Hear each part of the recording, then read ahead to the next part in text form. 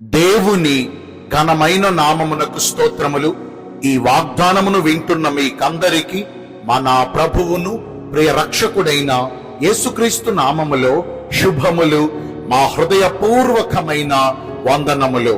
ఈ రోజు మీ కొరకైన దేవుని వాగ్దానము యోహాను శుభవార్త 14వ అధ్యాయము 14వ వచనము. నా నామమున మీరు నన్నేమి అడిగినను నేను చేతును.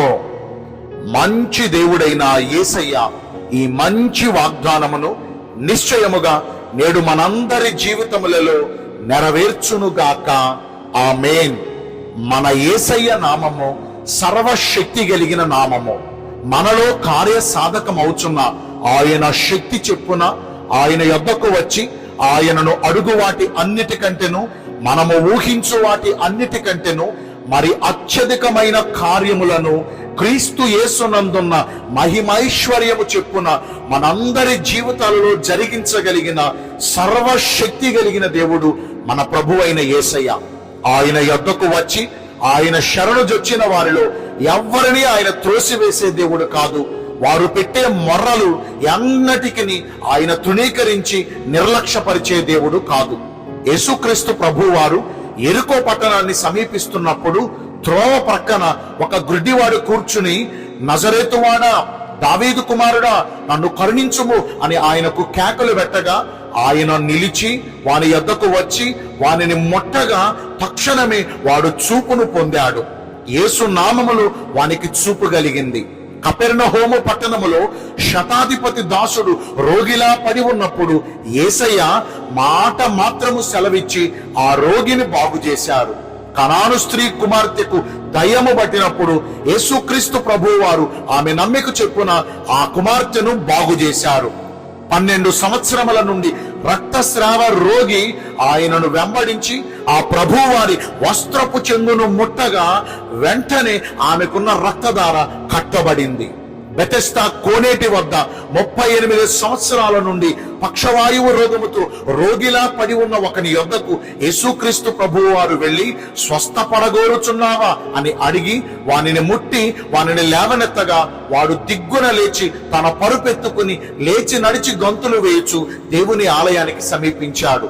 ఇంకా లేఖనాలలో యేసుక్రీస్తు ప్రభువారి నామము పేరట ఒకటని చెప్పమంటారా, రెండని చెప్పమంటారా? ఆయన చేసిన అద్భుత కార్యాలు ఎన్ని ఉన్నాయండి. అసంఖ్యాకమైన అద్భుత కార్యాలను ఆయన జరిగించారు.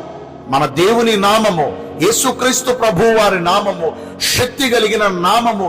ఆయనకు అసాధ్యమైనవి ఏమైనూ లేవు అని చెప్పుటకు ఇవి కేవలము కొన్ని ఉపమానాలు, ఉదాహరణలు మీకు చూపించాను. ఈ రోజున మన జీవితాల్లో కూడా ఎన్నో క్లిష్టమైన పరిస్థితుల మధ్యన, ఎన్నో కష్టతరమైన పరిస్థితుల మధ్యన దురావస్థలో బ్రతుకుచు దీన స్థితిలో మనం ఉన్నామేమో.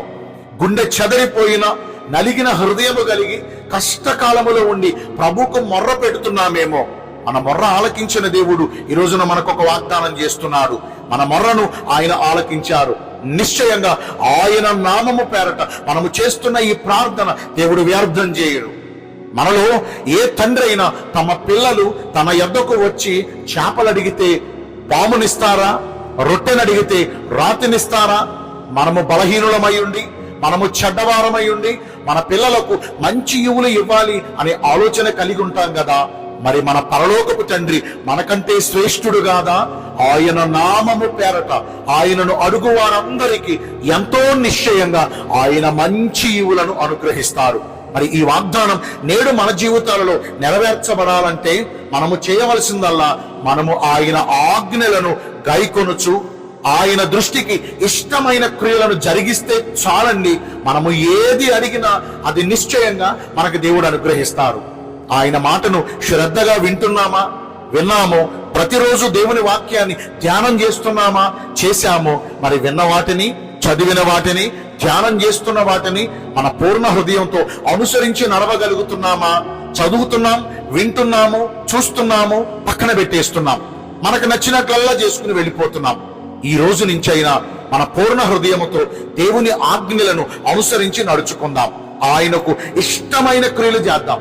ఒకవేళ గతించిన దినములలో మన ప్రవర్తన గాని మనం చేసిన పనులు గాని దేవునికి కష్టతరంగా, దేవునికి బాధన కలిగించేటట్టు ఉన్నాయేమో మన ప్రవర్తన సరిదిద్దుకుని పశ్చాత్తాపం కలిగిన వారమై మారు మనసు అనుభవానికి వచ్చి దేవునికి ఇష్టమైన పనులు చేస్తే మనం ఏమి అడిగినా ఆయన నిశ్చయంగా మనకు అనుగ్రహిస్తారు. మరి అలాగున నడుచుకుందామా? దేవుడి కొద్ది మాటలు మన వెనికిల్లో దీవించునుగాక.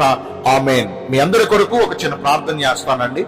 పరిశుద్ధుడా, ప్రేమ కలిగిన యేసురాజా, మీ కృపగల ఘనమైన నామమును బట్టి నిండు మనసుతో మీకు మా కృతజ్ఞత స్తుతులు స్తోత్రములు వందనాలు చెల్లిస్తున్నాం. మీ శక్తి కలిగిన నామము పేరట మిమ్మల్ని ఏది అడిగినా మాకు అనుగ్రహిస్తానని ఈ రోజు వాగ్దానము ద్వారా సెలవిచ్చారు. మీకు ఇష్టమైన రీతిగా వేడుకుని మీ ద్వారా వాగ్దాన ఫలములతో తృప్తిపరచబడే కృప నేడు మాకందరికీ దయచేయండి. ఈ రోజున ఎందరైతే పుట్టిన రోజులను, వివాహ దినములను, ఇతరమైన శుభకార్యములను జరిగించుకుంటున్నారో వారందరికీ మెండైన దీవెనలు కుమ్మరించమని, మీ రాకడ కొరకు మమ్మల్ని సిద్ధపరచమని యేసుక్రీస్తు ప్రశస్త నామమున ప్రార్థించి వేడుకొనుచున్నాను మా ప్రియ పరలోకపు తండ్రి. ఆమేన్. May God bless you all. Thank you.